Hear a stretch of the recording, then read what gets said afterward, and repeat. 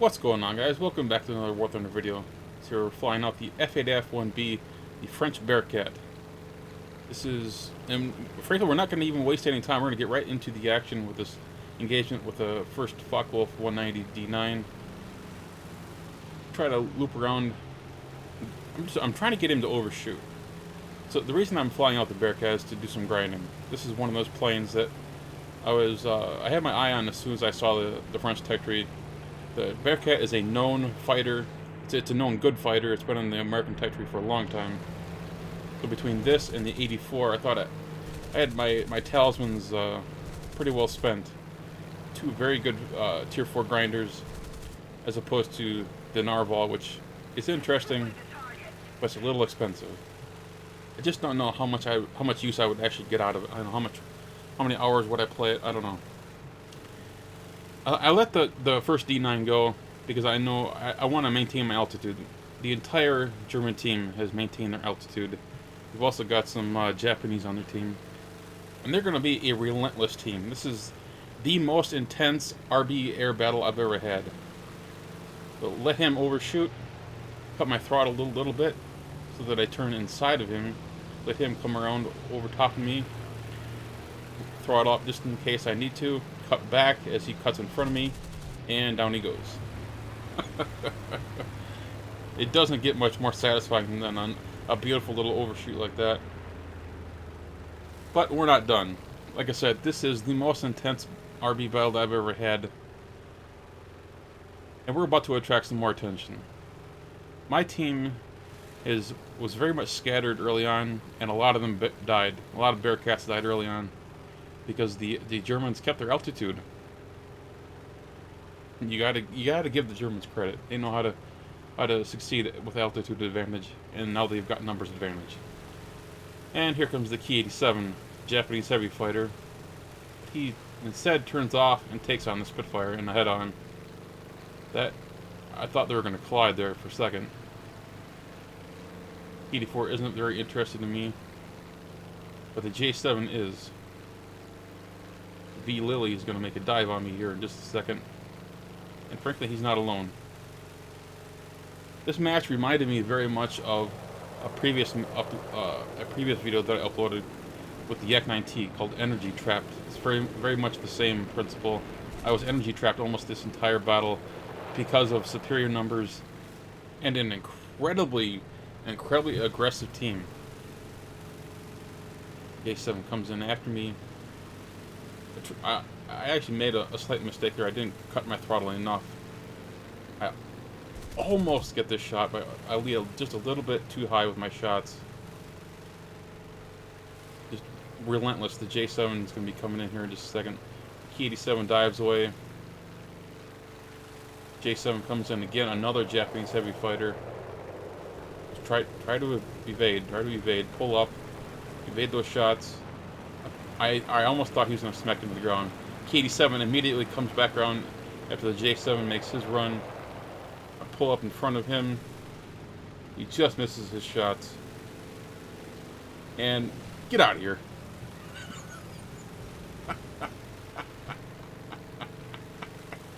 How dare you try to ram me? But the J7's coming right back. He saw his buddy bite the dust, so he wants to come in for another shot. Oh, so close. Actually, not really. I probably would have had to use a rudder kick in order to get my plane's guns over just in the right spot. Here he comes again. This guy, absolutely relentless. Here he sparks a 30 mil on the tail section of my plane. Nice try, buddy. Absolutely engulfed here with enemies. And here comes another one, a BF-109K4. Just, you know, why not, right? Just keep bringing them. So it's not like these guys have done any damage except for that one collision with the Ki-87. These guys' shots have been just a little bit off, and I've been able to evade them so far. But my God, the ground is actually becoming an issue. I've become so energy trapped at this point that my options are limited. I'm actually now relying on my teammates to help me out here. I can't continue to turn fight this J7. Now I'm honestly starting to to to hear things. I thought that the K4 was gonna come diving on me. I evade a plane that never dove after me. Instead, my teammate took him out, and now I'm trying to once again evade this J7. I can't believe how relentless this guy was. Oh, more head-ons. If I would have had 4 more seconds, I would have gotten this J7. But instead, my teammates take him out, and you know, that's okay. I'm just glad. I'm just glad that I managed to survive it with minimal damage to my plane. Right now, I've taken all the damage to the tail section, and that was from the ram. I sparked at 30 mil. The issue that I have now is the engine is overheating quite bad, actually. I didn't even bother with manual engine controls at the start of this battle, and that was something that I really regret overlooking early on. If you're gonna fly an RB, I really recommend learning manual engine controls. You don't have to become an absolute, you know, ace expert with it, but just learning the basics can really save your bacon sometimes.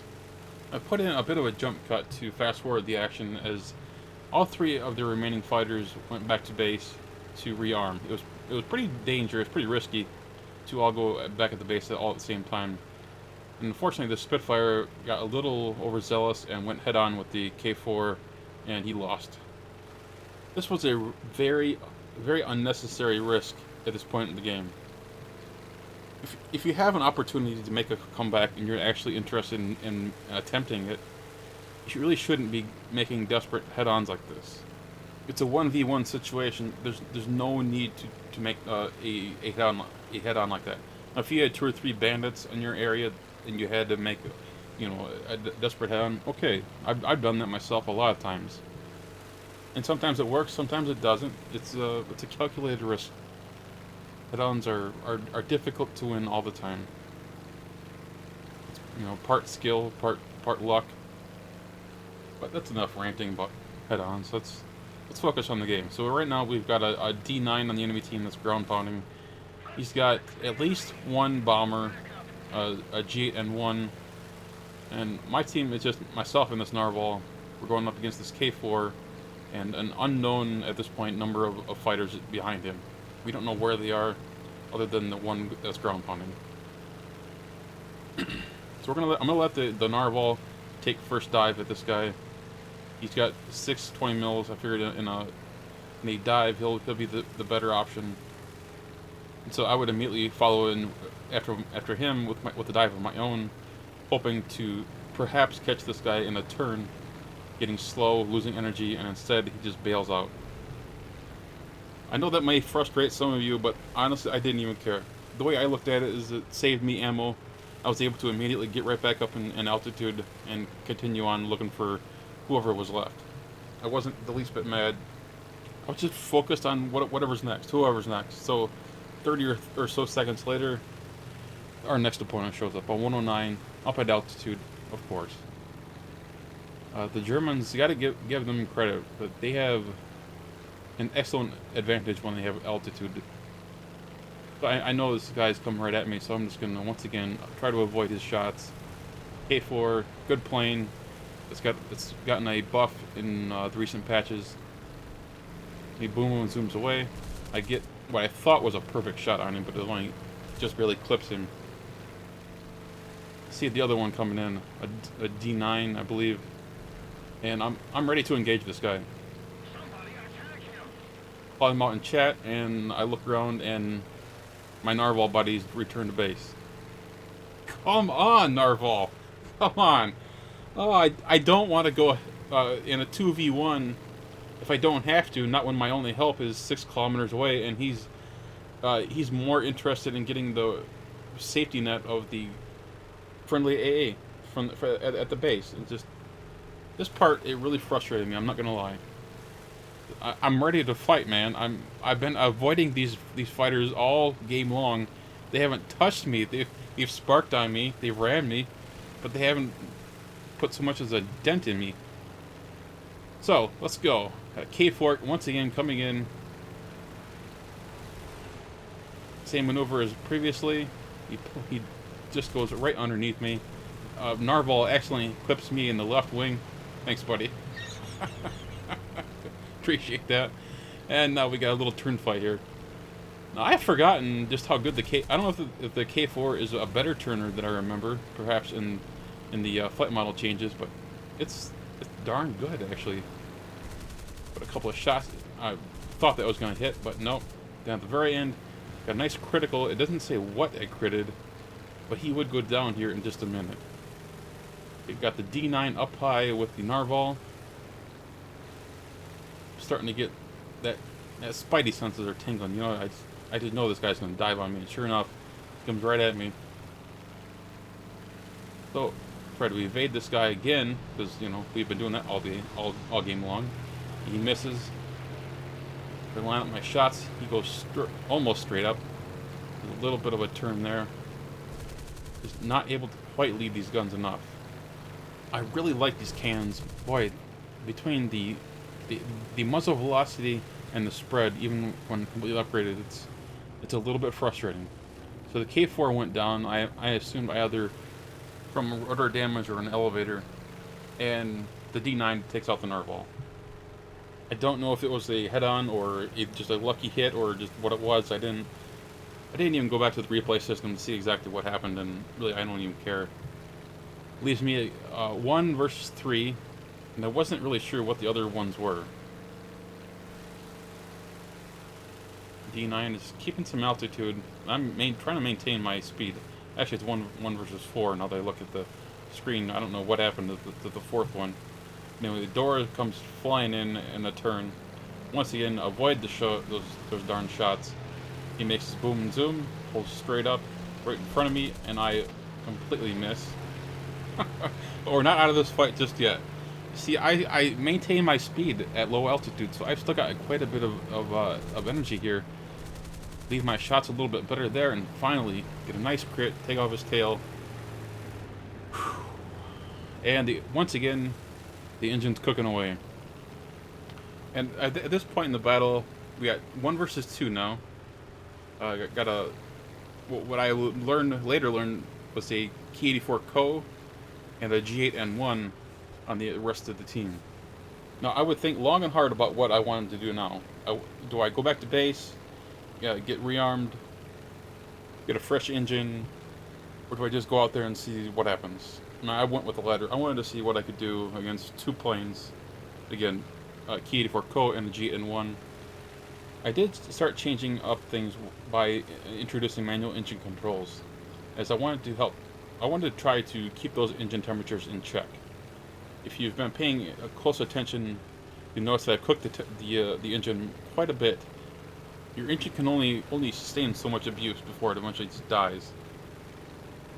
Now here, I finally found the Key 84 Co. He's up at altitude and he's started his dive. And you know what? It's been a long time since I fought the Key 84 Co. in an F8F. And my gosh, this thing is a darn good slow turner. It is remarkably good. And I actually used too much throttle during some of this battle, in my opinion, looking back at it. I was concerned about losing because of the G8N1, who has been absolutely destroying ground targets down below. I used throttle because I was in a hurry. I was trying to race to kill this Key 84 and then go down after the G8N1, but in the end, neither one of us ends up winning this battle because the G8N1 just does his job so much better than we do ours and ends up winning this via ground tickets. It would have been really interesting to see which one of us would have won that battle, because I don't really do 1v1s, so this was kind of a really fun game for me.